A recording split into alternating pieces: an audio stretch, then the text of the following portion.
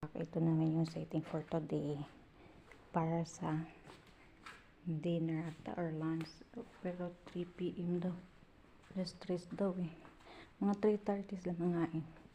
Parang lunch pa rin yan. Setting for today.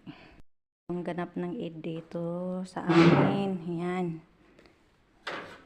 Ito Monday yan. Yung sa pangalawa yung mansap. Ayan ang mansap.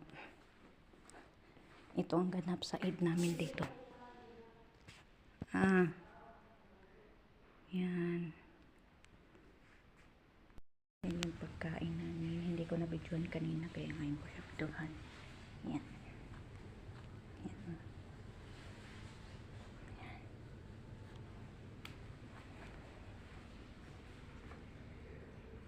Dito sa amo namin. Ayan oh, konti lang yung bawas. Dami-dami natira. Ito pa, dami-dami natira oh.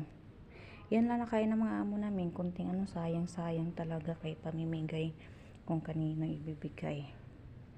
Yan oh, sayang pantapon. Ang dami nagugutom kay pamimigay namin.